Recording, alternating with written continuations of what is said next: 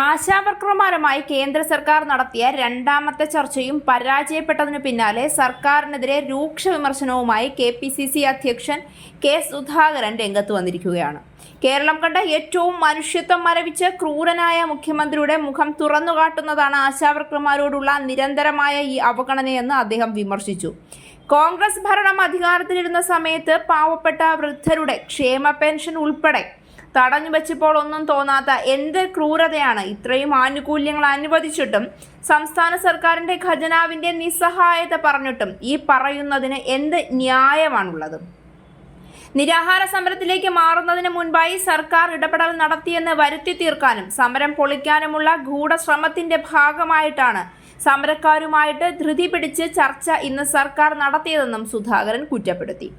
ഒരു മാസമായി നടന്നുവരുന്ന ആശാവർക്കർമാരുടെ സമരത്തിന്റെ രീതിയും നിരാഹാര സമരത്തിലേക്ക് മാറുന്നതിന് മുൻപായി സർക്കാർ ഇടപെടൽ നടത്തിയെന്ന് വരുത്തി തീർക്കാനും സമരം പൊളിക്കാനുമുള്ള ഗൂഢശ്രമത്തിന്റെ ഭാഗമായിട്ടാണ് സർക്കാരുമായി ധൃതി പിടിച്ച് ചർച്ച നടത്തിയത്. അതിനാലാണ് അവരുടെ ആവശ്യങ്ങൾക്ക് ചെവിക്കൊടുക്കാതെ മുൻവിധിയോടെ ആരോഗ്യമന്ത്രി ചർച്ച നടത്തിയത്. കേരളം കണ്ട ഏറ്റവും മനുഷ്യത്വം മരവിച്ച ക്രൂരനായ മുഖ്യമന്ത്രിയുടെ മുഖം തുറന്നുകാട്ടുന്നതാണ് ആശാവർക്കർമാരോടുള്ള നിരന്തരമായ ഈ അവഗണന. കഴിഞ്ഞ ഒരു മാസത്തിലേറെയായി നമ്മുടെ സഹോദരിമാർ സെക്രട്ടേറിയറ്റിന് മുന്നിലെ സമരപ്പന്തലിൽ മഞ്ഞും മഴയും വെയിലുമേറ്റ് സമരത്തിലാണ്. അവരുടേത് അതിജീവന പോരാട്ടമാണ്. വേണ്ടപ്പെട്ടവരുടെ ശമ്പളവും ആനുകൂല്യവും ഒറ്റ രാത്രി ഇരുട്ടി വെളുക്കും മുൻപ് കൂട്ടാൻ വ്യഗ്രത കാട്ടുന്ന സർക്കാരിന് ആശമാരുടെ ഓണറേറിയം വർദ്ധിപ്പിക്കണമെങ്കിൽ പല കാര്യങ്ങളും പരിഗണിച്ച് ആലോചിച്ചേ തീരുമാനമെടുക്കാൻ കഴിയൂവെന്ന ആരോഗ്യമന്ത്രിയുടെ നിലപാട് പരിഹാസ്യമാണ്. എന്നാൽ വീണ ജോർജ് ഇന്ന് നദ്ദയെ കാണാൻ വേണ്ടി ഡൽഹിയിലേക്ക് പോയതുമായി ബന്ധപ്പെട്ട് യാതൊരു പരാമർശങ്ങളും അദ്ദേഹത്തിന്റെ സംസാരത്തിൽ ഉണ്ടായില്ല എന്നത് ശ്രദ്ധേയമാണ്. സമരമുഖത്തുള്ള ആശാവർക്കർമാർ കേരളത്തിലുള്ള 26,125 ആശമാരുടെയും ശബ്ദമായാണ് പ്രതിഷേധിക്കുന്നത്. പഞ്ചാര വാക്കുകൾ കൊണ്ട് അവരുടെ സമരത്തെ അടക്കി നിർത്താൻ അവർ CPMന്റെ പോഷക സംഘടനയുടെ അടിമകളല്ലെന്ന് ഇനിയെങ്കിലും സർക്കാർ തിരിച്ചറിയണം. ആർജവവും ആത്മാഭിമാനവും പണയം വയ്ക്കാത്ത പോരാട്ട വീര്യമുള്ളവരാണവർ. ജീവിക്കാനായുള്ള അന്തിമ പോരാട്ടത്തിന് ഇറങ്ങി അവരുടെ ആ മനക്കരുത്ത് കണ്ടാണ് കേരള ജനതയും കോൺഗ്രസ് പ്രസ്ഥാനവും അവരുടെ സമരത്തിന് പിന്തുണ നൽകിയത്.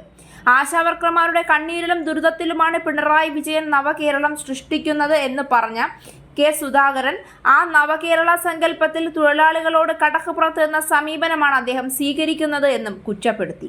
വൻകിട കോർപ്പറേറ്റുകളെയും കുത്തക മുതലാളിമാരുടെയും പരിലാളനയിൽ പിണറായി വിജയൻ സൃഷ്ടിക്കുന്ന നവകേരളത്തിൽ പാവപ്പെട്ട ആശാവർക്കർമാർ, അങ്കണവാടി ജീവനക്കാർ, അവശ ജനവിഭാഗം തുടങ്ങിയവർക്കൊന്നും ഒരു സ്ഥാനവുമില്ലെന്ന് സർക്കാർ പ്രഖ്യാപിക്കുകയാണ്. ഉചിതമായ തീരുമാനമുണ്ടാകുന്നതുവരെ പ്രിയപ്പെട്ട സഹോദരിമാർക്ക് ആവശ്യമായ എല്ലാ സഹായങ്ങളുമായി കോൺഗ്രസ് ഒപ്പമുണ്ടാവും.